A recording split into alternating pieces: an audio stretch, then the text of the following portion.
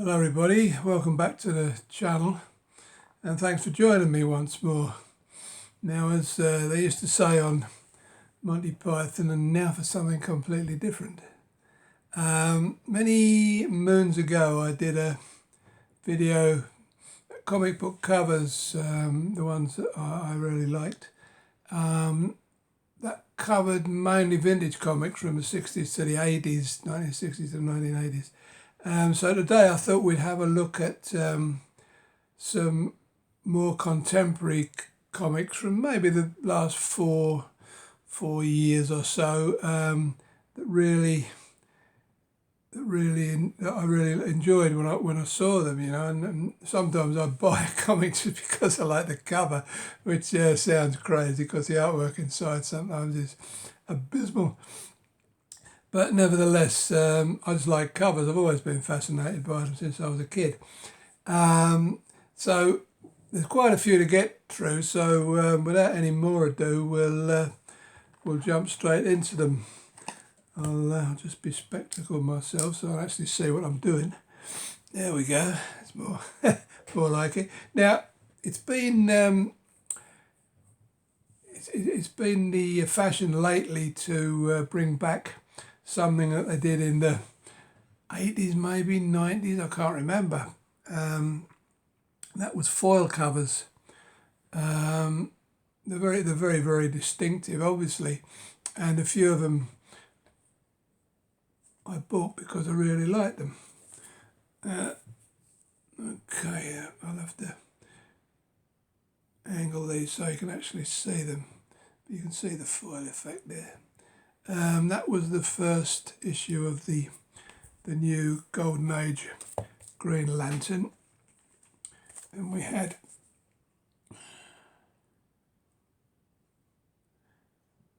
the new Flash and Golden Age Sandman. That one I particularly like.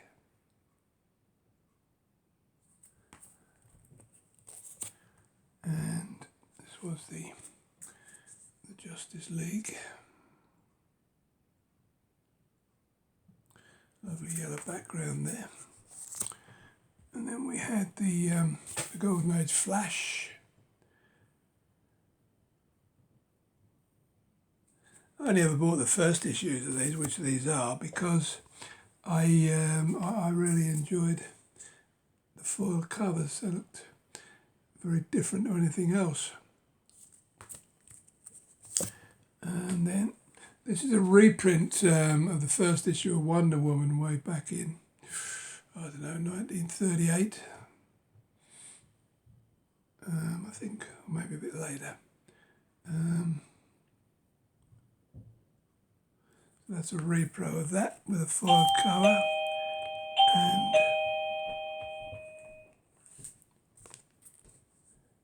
And we had first edition of the Justice Society of America in All-Star number 3. Once again, that goes back a ways.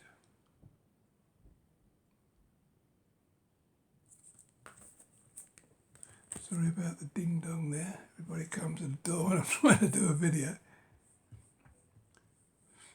Okay, now this was the Sandman Overture series. Now, sometimes I'm attracted to a cover just because it looks colourful, and I don't know what the heck's going on in that one, but it just drew my eye. I mean, when you talk about great comic covers, I mean, artists will probably tell you that a comic book cover's great because of the composition and all arty things, you know, that you wouldn't think of. But to me, a good comic book is one that is sort of like that top 5% of comic books that catches your eye and then pops, you know. And you look at it and think, oh, I've got to have that. So yeah, that was kind of a psychedelic one that I really liked. And then there was another one in that series which was really nice. I'll that's a riff, I think, on the old Escher type paintings of strange staircases and mazes and what have you. I mean, that's something that's fairly distinctive. These are not in any order, by the way. I just picked them out of my boxes and I couldn't be bothered to sort them into, move over here so you can see them better. Couldn't be bothered to sort them into category or anything like that. Now, one of my favourite comic characters, of course, is the Joker. And I always think of the Joker as totally unhinged. You know, some of the interpretations of the Joker haven't exactly been that way. But I mean, you can't get much more unhinged than that, can you? That's bonkers. Yeah, 80th anniversary. I think that was just a standalone, that one. But it's a thick book. And now this is one of my favourite comic book artists. I think I did a video just on this guy alone. That's Jay Lee. I mean, he does some very, very distinctive stuff. You can't mistake his stuff for anybody else at all. That was the spin-off they did from the Watchmen, before Watchmen. Lovely colour. A bit better there. Just beautiful stuff. And then you've got your really sort of colourful covers that a bit of dynamism, if you like, dynamics about them. I particularly like that one. Absolute Carnage 4. That's real nice. And this is one of my favourite comic book stories of recent times. It was Silver Surfer Black that introduced Null to us. You know, they did a whole series with this Null character who was a bit like Thanos, but looked a lot different, I must say. Absolute megalomaniac who tried to take over the Earth, and that was where the Silver Surfer actually met him, and that's a nice sort of psychedelic jobby. I like the Surfer as a character anyway. And yeah, this is another one of these foil jobs. Just thought that was unusual.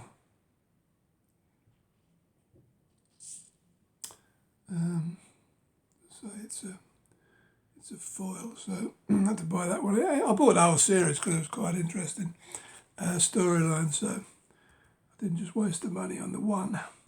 Right, now very often you find that variant covers have some nice artwork on. As you can see, that one was originally priced up at what, £10? Yeah, some of these one in 50s. They do, you know, when a store orders 50, you get one cover, and I think that'll be one of those. And I just thought that was a nice unusual cover there. That was part of the, I did a lot of spin-offs of the Null story, and that was one of them. Now, it is a very unusual one. I've not seen it. It probably has been done before, but I've not seen it. They call this a tattoo cover. You can see obviously why, but I thought that was very nice. Very nice indeed. That was a variant of the first Null King in Black storyline. But yeah, I thought that was nice with a white background. And there's one of the King in Black variants, which I thought was really nice. There's Null there in all his glory. Again, it's probably a 1 in 50. The original price. So that one was 13 quid, so might have been a 1 in 75 or something. Excuse me. Right, now, sometimes you come across a cover that just looks it just looks dynamic in its form. Just a character, but an intensity there. The glowing ring. I mean, I'm not a major Green Lantern fan, but I thought that was really, really nice. Really nice. All right. Now, this is another Sandman. I was quite attracted to this one. I think because of the colours and the Harlequin background there. It's not Harlequin, it's I forget. Thessaly was from the Doll's House series that they did. The Sandman. It was a standalone, but yeah, I was keen enough on that to buy it. And then there was another one from that series which I thought was very nice.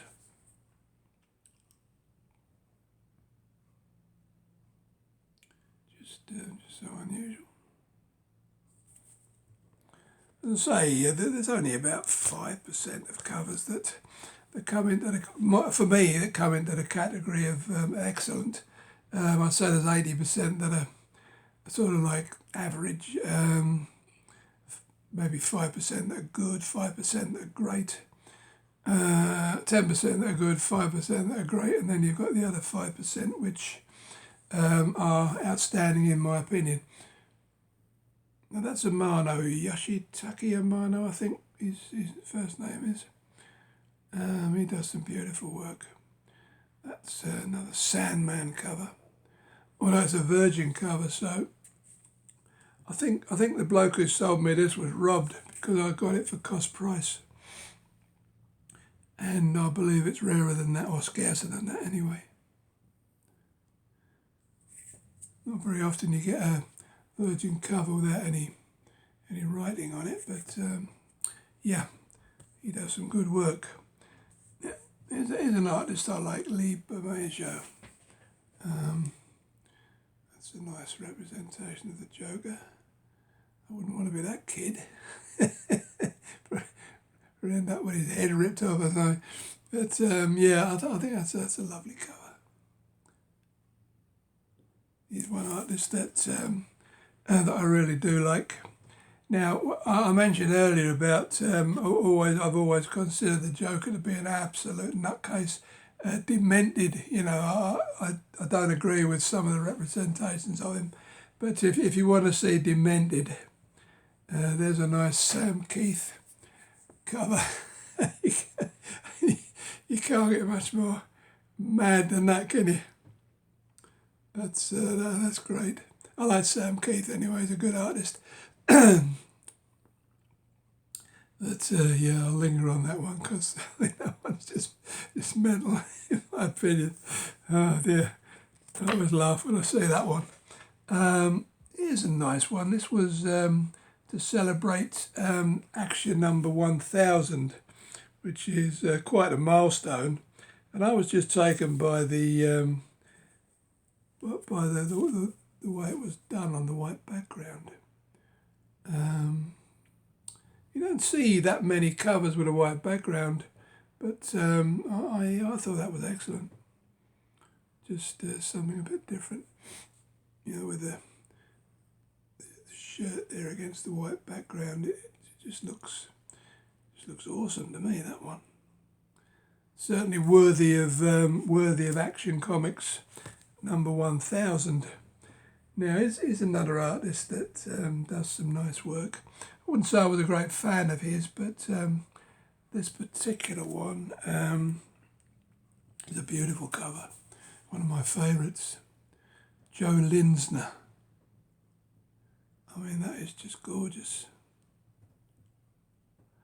Sometimes you see some of these covers and you think maybe they would look better framed and hung up in an art gallery. And that is one such. Yeah, I just love that. Beautiful. And on a similar theme, Batman and Catwoman, this was a very nice cover. DC I don't know, some while ago they went over to doing variants with cardboard covers, and normally the cardboard covers had nicer, they call it stock cover or something. Normally they're nicer than the ordinary editions, the vanilla editions, and that was one that I thought was particularly outstanding. Another white one. Now this one is something else again. It's the pen and ink without colouring. Another white one. Me saying there's not many white background coming, and I've just shown you 3. Yeah, I mean, that is so far removed from your normal average cover that it's almost beautiful. Really like that one. That actually is the same number as I think it's number 50. Oh no, it's 48. I thought it was the same, but it was a couple of issues before that Linsner one I showed you. Right. Yeah. Sometimes I'm not sure what I like a cover, but I know there was just something about that one. I don't think that's one of the Infinity Stones because they're not round, but yeah, I just like the colouring and the expression and just the general composition of it, you know. I bought a lot of variants for this Infinity Countdown because I'm a big Thanos fan, and that was he was one of the characters that ran through that storyline. It's the same number but a different variant, and yeah, I mean this one is just so much going on. It's great. See a bit detail there. I mean, that one really had a lot of effort put into it. Lovely. Now, as I say, one of my favourite characters is the Surfer, Silver Surfer. Ever since the first series they did in 1968, I believe it was, been a big fan. And I think that's a good action shot of the Surfer. You don't see that many nice covers with the Silver Surfer on, but I particularly like that one with the fist ready to do some damage. Yeah. Better than your average surfer cover, I would say. Right, now it is a real favourite of mine, the Shadow. Loved him from way back when I used to own the pulp magazines. And that's a very clever cover with the scarf hanging from his scarf. It's fairly sort of minimalistic, but it just looks, you've got some sort of shadow figure in the background, as you can see. But yeah, I mean, that's just a pose you don't see the shadow in very often, any of you that know the character. Right, here's a Nutty Joker one. Not quite as mental as the other two I showed you, but it's very nice nevertheless. Alas, poor Yorick, or whoever that is. You can see they're written by John Carpenter of horror fame, of The Thing fame, I believe, if I remember rightly. That was a little series they did called You're the Villain. I only bought the Joker one because I thought that was daft enough to be good. Right, now this was, yeah, Thor. I thought that was a particularly nice cover because of the action element to it. You know, it's a nice red background as well. And I was taken by the composition on that one. I'm beginning to sound like an arty-farty artist now, aren't I? composition and all of this carry on. But yeah, I sometimes you look at a cover more than once and you can see more and more in it. I mean, I was buying this series anyway, so, but that was one that particularly caught my attention. Right, now this is purely for the coloration. Spin-off of Venom, of course, via Carnage. Yeah, I just thought that was a lovely, a well-coloured, lovely portrayal there. I don't know the character, but yeah, it just struck me, that one. Right, now, this is a strange one. The more I look at that, the more unsettling I think it is. It's from, as you can see, the Batman Who Laughs series. Again, it's a variant, originally a tenner. I was lucky enough to pick it up cheap. But yeah, I mean, that's just a very, very strange looking cover. And I like it. I like it a lot. Okay, now we move on to one of my other favourite covers of the last few years. I like cats. I have a cat and I like them, love them. And there we have Catwoman surrounded by her Siamese friends.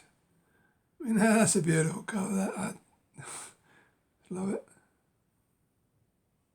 I shall linger a bit on that one because it's so gorgeous. Okay, enough of that one. Righty-ho. Now we've got another one of those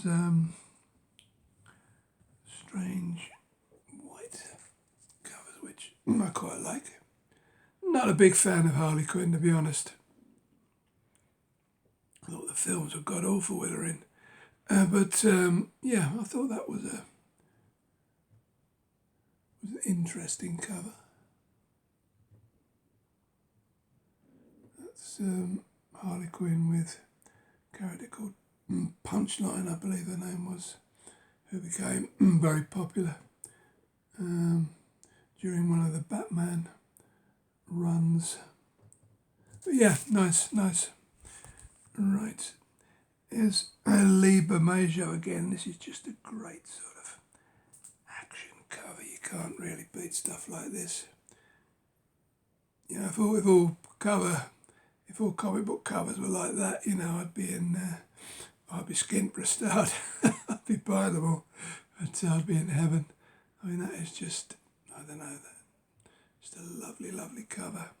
The fact that the Joker's getting his chin smashed in doesn't really come into it. It's just a great cover. I like the Joker. I like Batman as well, of course. But yeah, just a dynamic cover, as is this one. Again, a nice portrayal of the Joker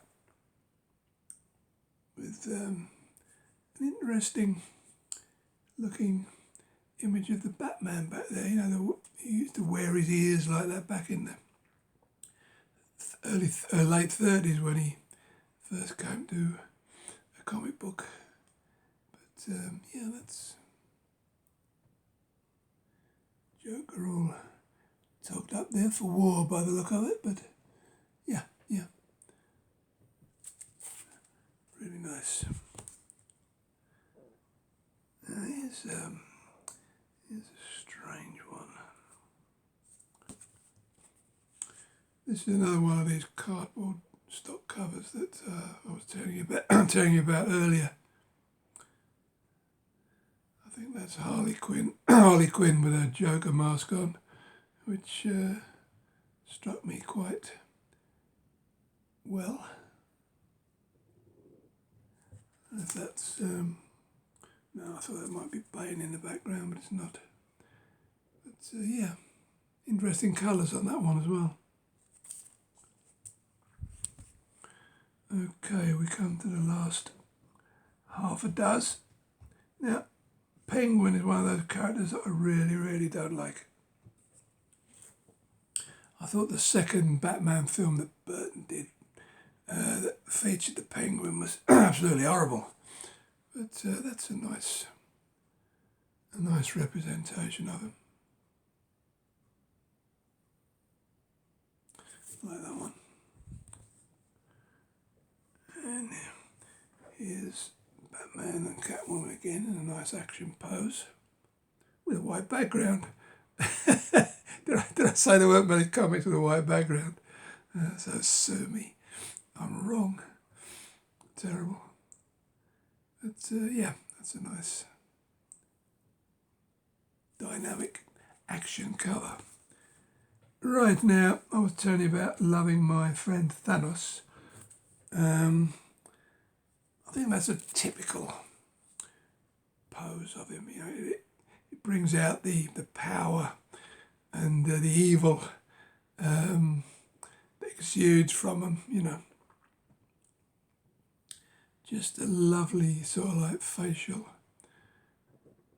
shot, or drawing, I should say. I mean, that's who Thanos is, yes, if you know him. Right, now we come to the last couple. I didn't purposely save these till last, but these are two of my my favourite Jay Lee covers. Let's do them in order. Right, he only did two of these for the first two issues, but that was his cover painting for June House of Atreides #1. That is just outstanding, in my opinion. And this one, even better, in my opinion. He does great faces, Jay Lee. But yeah, that one is one of my favourites. Yeah, so there you go, folks. We've had a ride through some of my favourite covers of the last 4, maybe 5 years. I lose track of time these days. So yeah, I hope you agreed with some of those, and I hope you enjoyed the images. I certainly did. And God knows what I'll be back with next time. Probably be marching back to science fiction again, because it's been a while since I did one of those. And I will thank you all for watching, subscribing, sharing, whatever you do. And I will see you very soon. Bye-bye now.